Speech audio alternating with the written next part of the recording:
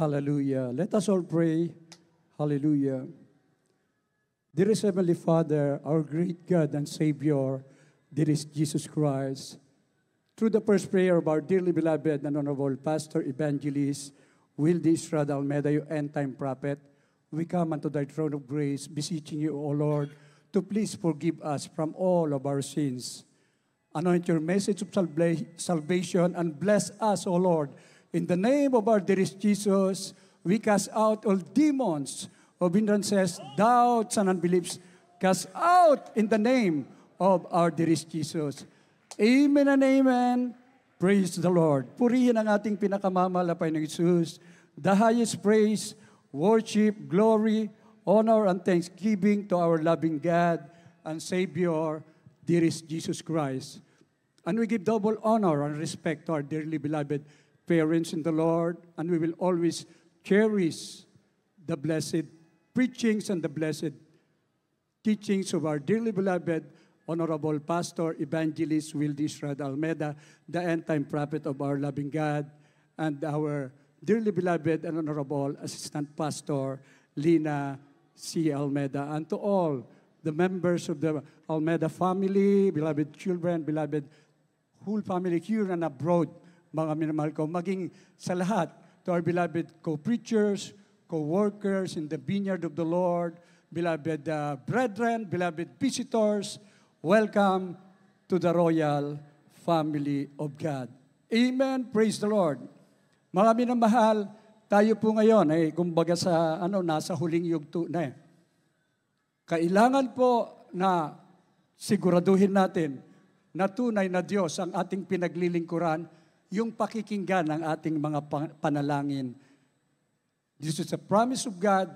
I will answer all your prayer. God will answer all our prayers.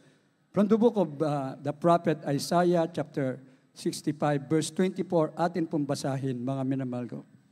The book of Isaiah, chapter 65, verse 24, and it shall come to pass that before they call, I will answer, and while they are yet speaking, I will hear.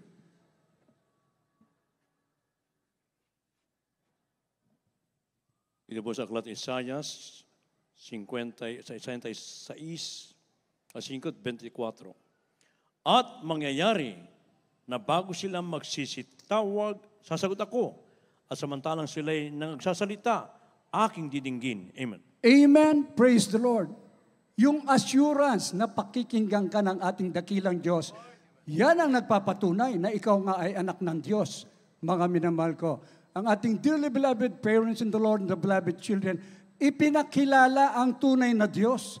Ang nag-iisang Diyos na nahayag sa laman, siya ang tumubos sa atin sa krus ng Kalbaryo, mga minamahal ko, ang ating pinakamamahal na Panginoong Hesus na sinasamba natin sa Espiritu at katotohanan. Kaya nga sinabi katotohanan, mga minamahal ko. Bakit? At mangyayari na bago sila magsitawag, sasagot ako. Samantalang sila'y nangagsasalita, aking didinggin. Land, air, water, saan ka man naroon, God will answer all your prayers.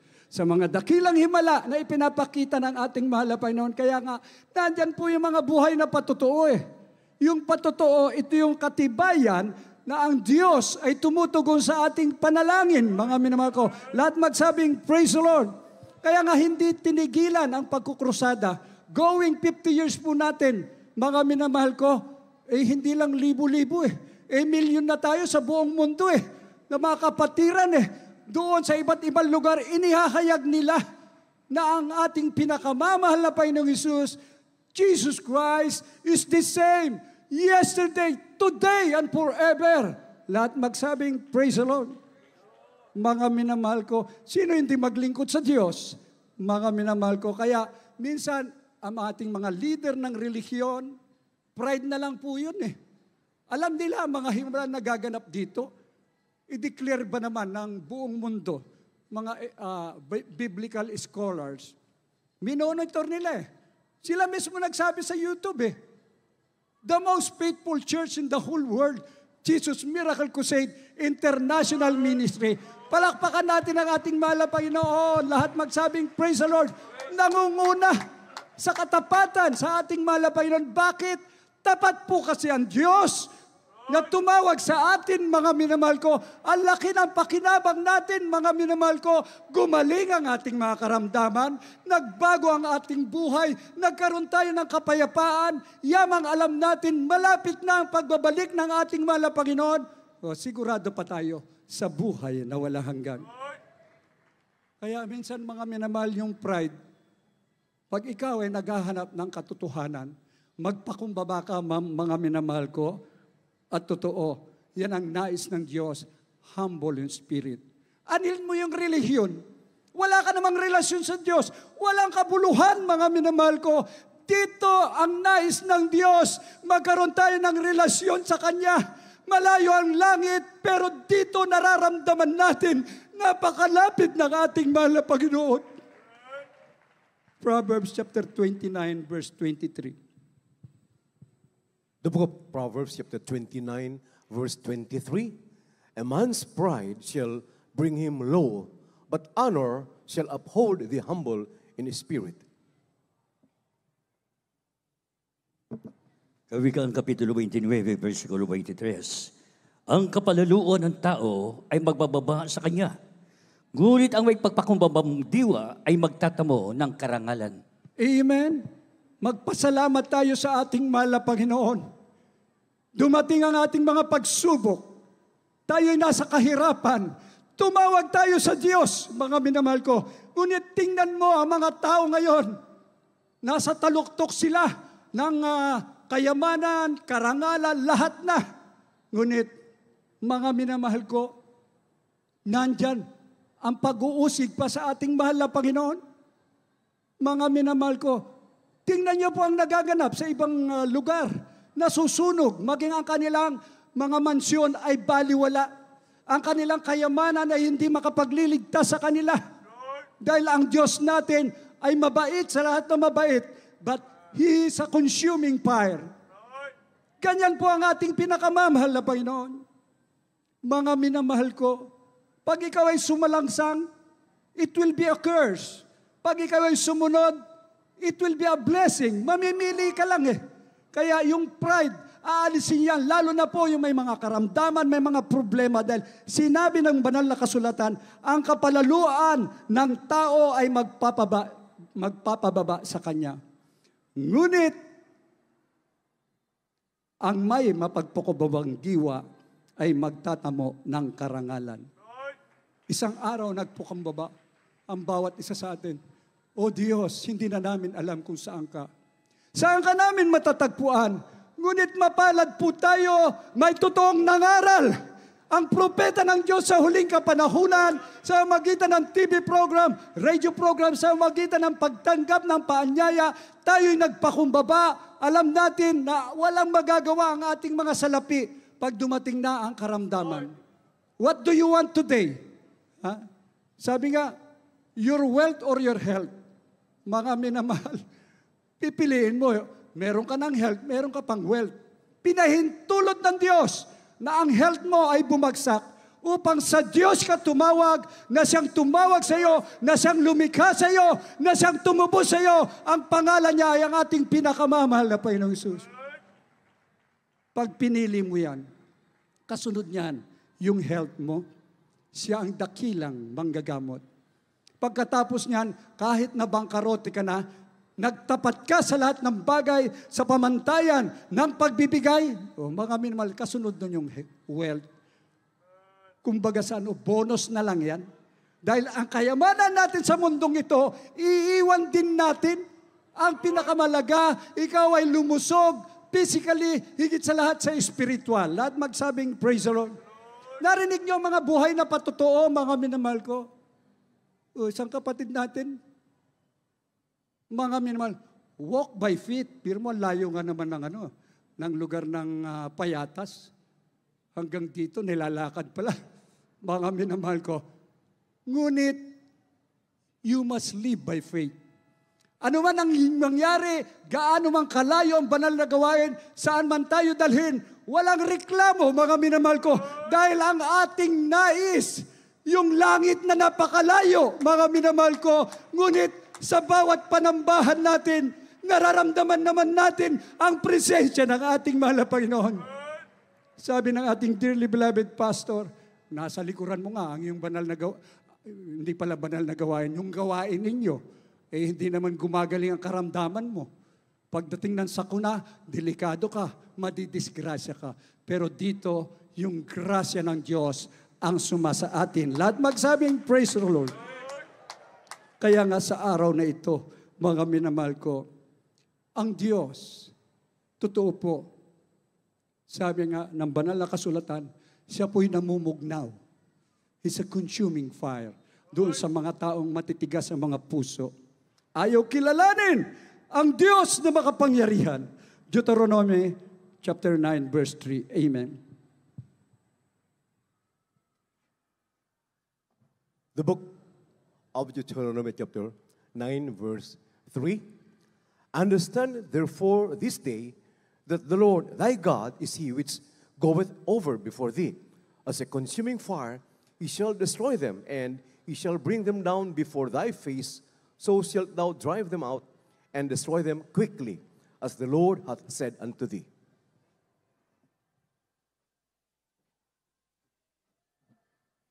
Ito po sa Deuteronomio, Kabanatang 9, Talatang 3. Talastasin mo nga sa araw na ito, na ang Panginoon mong Diyos ay siyang mangunguna sa iyo, na parang mamumugnaw na apoy, kanyang nilipulin sila, at kanyang payuyukurin sila sa harap mo. Sa gayoy iyong mapapalaya sila, at iyong malilipul silang madali, na gaya ng sinalita sa iyo ng Panginoon. Amen. Amen. Praise the Lord. Malinaw po kasi ang banal na salita ng Diyos. Ang Diyos ay Espiritu. Sasambahin mo siya sa Espiritu at katotohanan. Ito ang nais ng ating Ama na lumikha sa atin. Hindi natin siya nakikita. Ngunit alam naman ng Diyos, nakikita niya ang lahat ng bagay, mga minamahal ko. Ngunit kung hahanapin mo siya, masusumpungan mo siya. Kung saan, pag nanalangin ka through the Holy Spirit, katulad ng hangin mararamdaman mo ang dakilang pag-ibig ng ating pinakamamahal na Panginoon Jesus. Kaya nga talastasin mo nga sa araw na ito na ang Panginoon mong Diyos ay siyang nangunguna sa iyo na parang mamumugnaw na apoy. Kanyang lilipulin sila at kanyang payuyukurin sila sa harap mo sa gayon. Iyong mapalaya sila at iyong malilipol silang madali na gaya ng sinalita sa iyo ng Panginoon. Sa lumang tipan, anong naganap sa Sodom at Gomora? Pinili nila yung kahalayan, sumamba sila sa Diyos na gawa ng kamay ng tao. Mga minamahal ko, ibinuhos ng Diyos ang kaparusahan. Kinunaw ang Sodom at Gomora sa magitan ng apoy at asopre. This is reality. Nagaganap ngayon sa ibang bansa na kung saan kinikilala sila ng buong mundo, ngunit hindi nila kilala ang Diyos.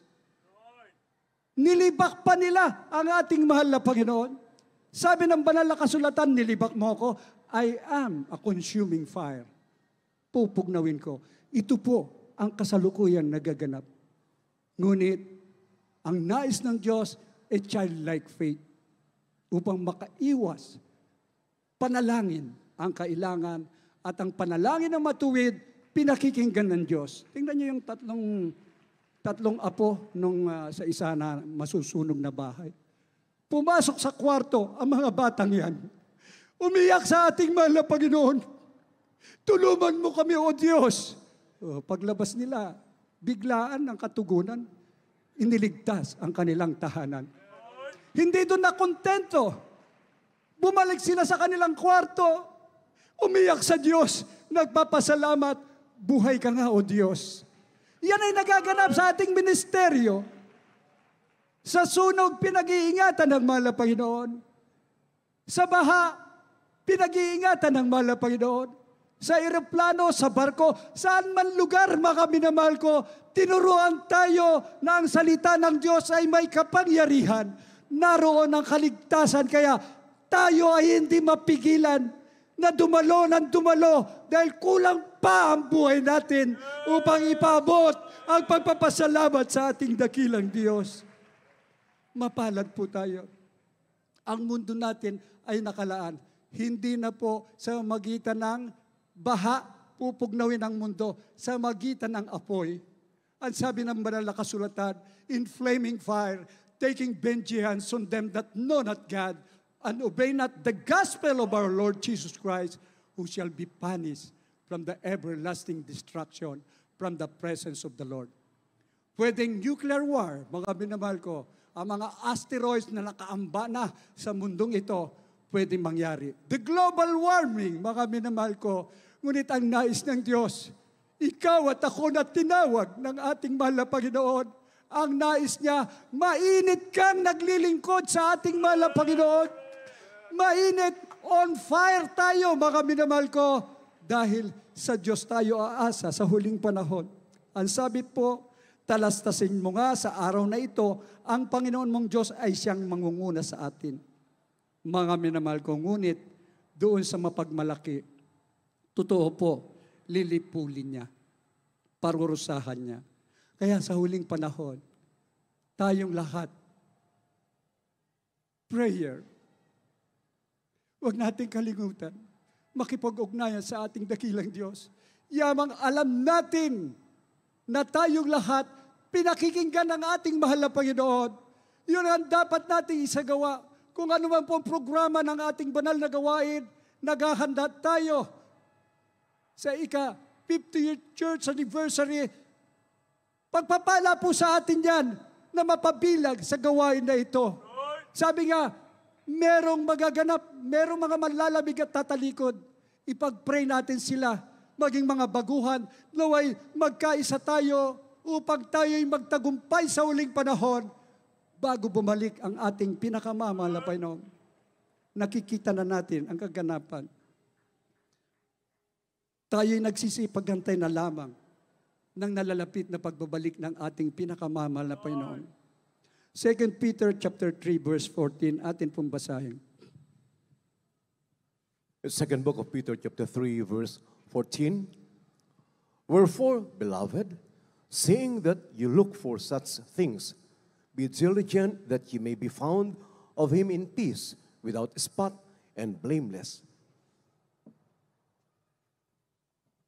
Ikalawang Pedro, Kapitulo 3, versikulo 14. Kaya nga, mga minamahal, yamang kayo nagsisipaghintay ng mga bagay na ito, ay pagsikapan niyong masumpungan kayo sa kapayapaan na walang dungis at walang kapintasan sa paningin niya. Amen. Amen. Praise the Lord. Kaya nga, mga minamahal, yamang kayo nagsisipaghintay ng mga bagay na ito, ay pagsikapan ninyong masumpungan kayo sa kapayapaan na walang dungis, walang kapintasan sa paningin ng ating pinakamamahal na Panginoon. This is a great preparation to each and every one. Ngayon, nag-aantay, baka dumating ang second pandemic. Nag-aantay yung ibang mga tao na sinasabi, pwedeng World War III. Mga minamahal ko. Mga minamahal, nag-aantay ang bansang Pilipinas, baka dumating ang big one. Pabala po yan ang PBOX. Saan tayo patutungo? Walang Diyos. Pag hindi ka sumampalataya sa ating mahal na Panginoon, magaya mo sa Tibet, China, nagbibilang ng mga namatay, 100 na mahigit, mga minamahal ko. Sa mga airplano nag-crash, mga minamahal ko, marami na ang namatay na walang espiritu ng Diyos. Ngunit kung inyong alalahanin, mga minamahal ko, kaya ang sabi ng banal na kasulatan, pagsikapan ninyong masumpungan kayo sa kapayapaan na walang dungis, walang kapintasan sa paningin niya. Narinig natin ang mga buhay na patotoo. Lagi nating alalahanin. Sister Mary Ann Bongo, nakasakay sa eroplano, wala na, magka-crash na eh. Tumawag siya sa Diyos. Hindi naman crash landing yung naganap sa kanila.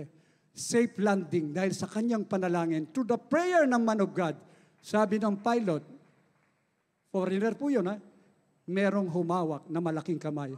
At sila'y safe landing, hindi crash landing. Captain Isilioре, nasa gitna sila ng Pacific Ocean.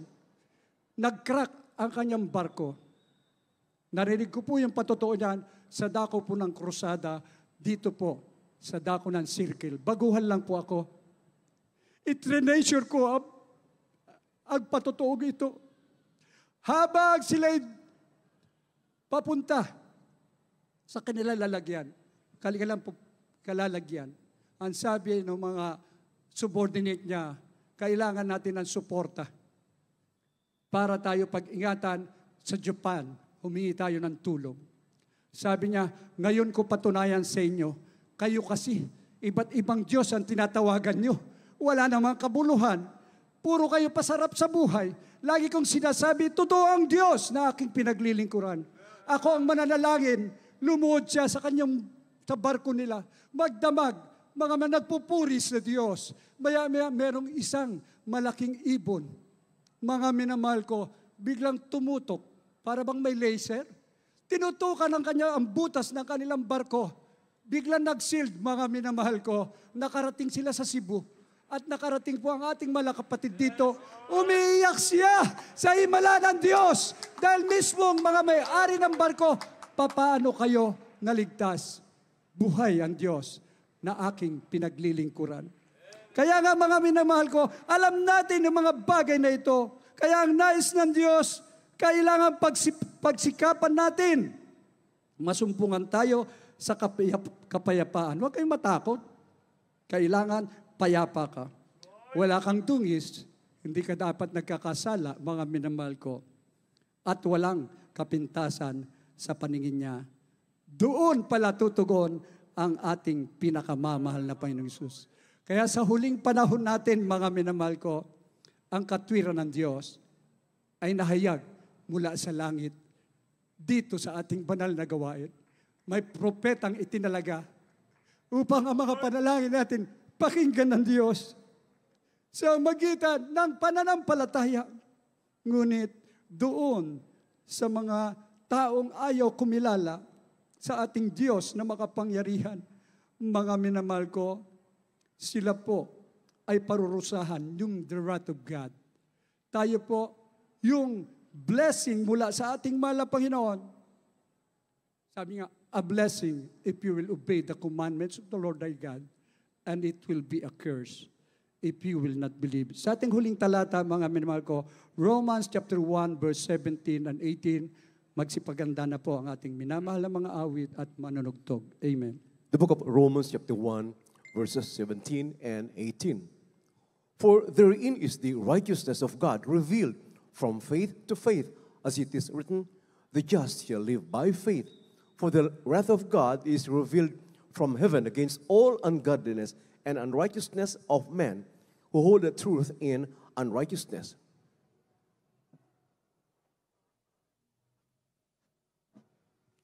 Ito po sa Roma, Kabanatang 1, talatang 17-18.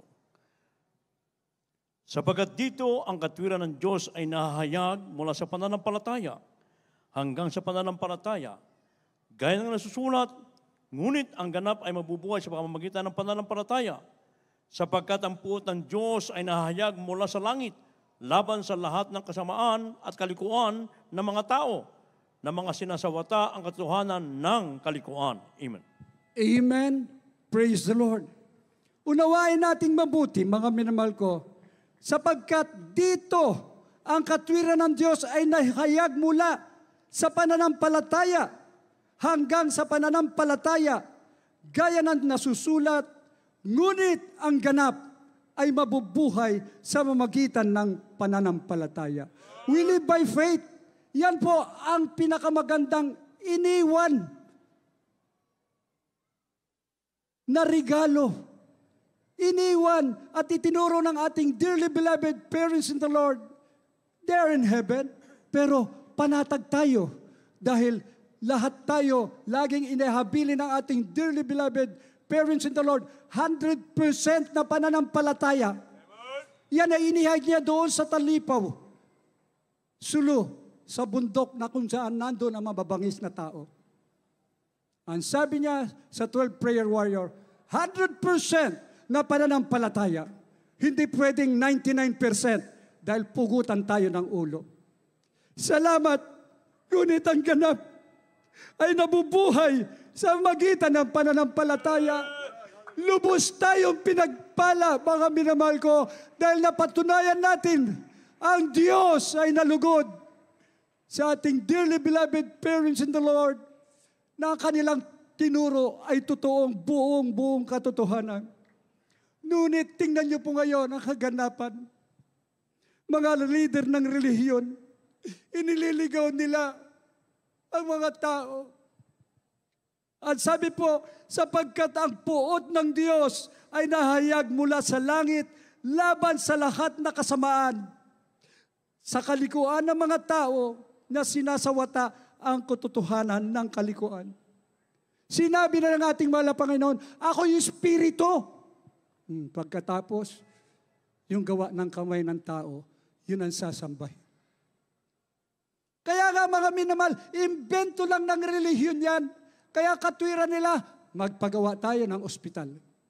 Doon magbabayad ang bawat mananampalataya. Doon sa kinalalagyan nila. Mga minamahal, samantalang dito, pag sinunod mo ang propeta ng Diyos, naglingkod ka ng buong katapatan, malaki ang matitipid mo. Maaalis sa expenses mo. Yung sa gamot.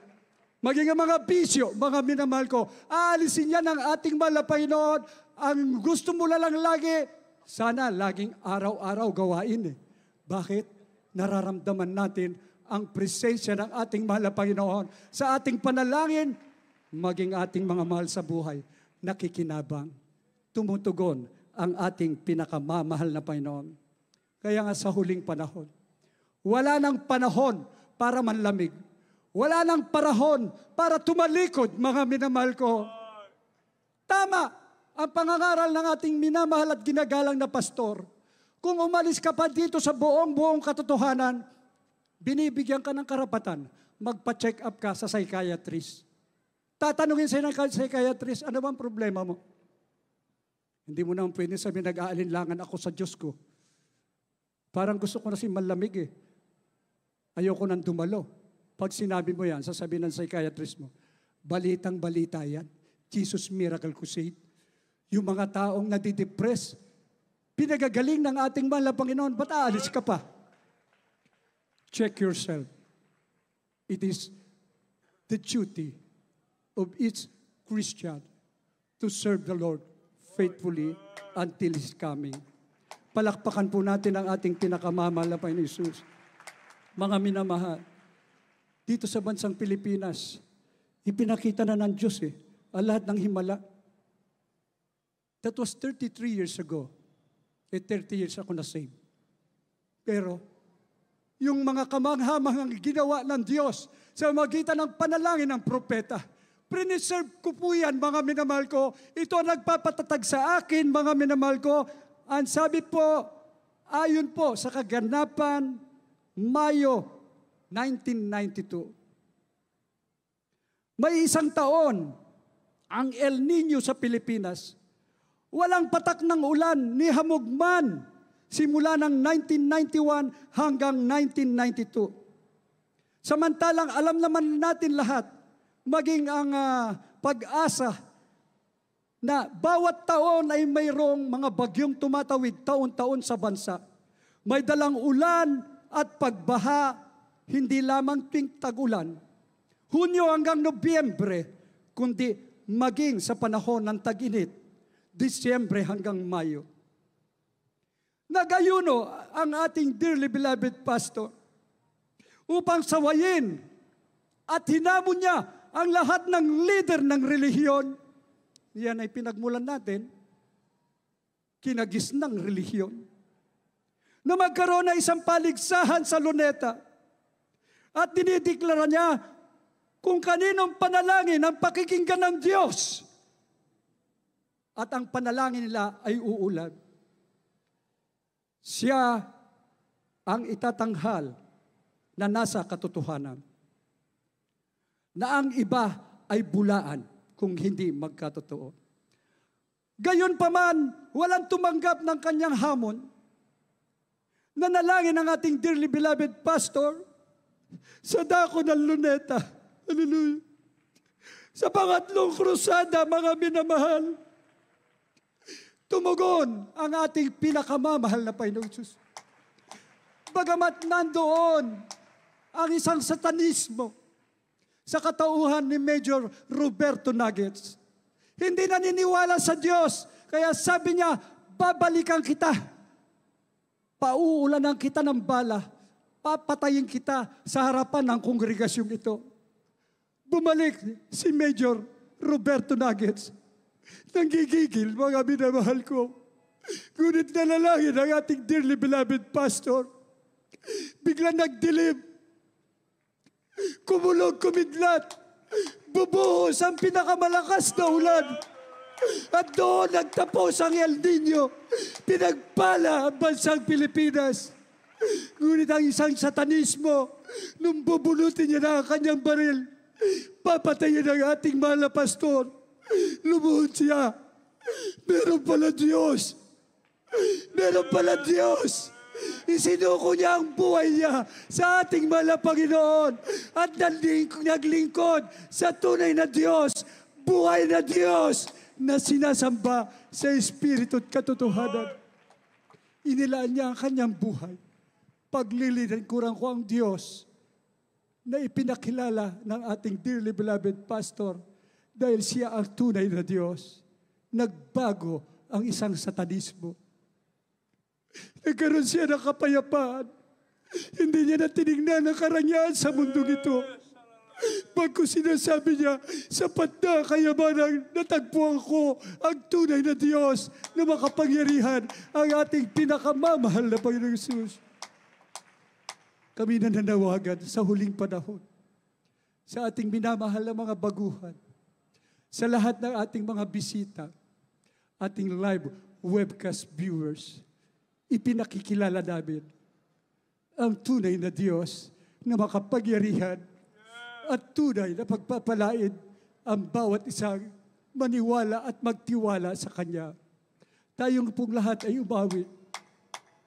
Did you ever talk to God? Dito po, makipag-usap ka sa ating mahal na Panginoon. Pakikinggan ka ng ating pinakamamahal na Panginoong Jesus. Kaya nga sa unang talata na ating binasa, mga minamahal, bago ka palang magsalita, pakikinggan ka ng ating mahal na Panginoon. Tutugunin ang iyong lahat na panalangin. Tayo po'y umawit, mga minamahal ko.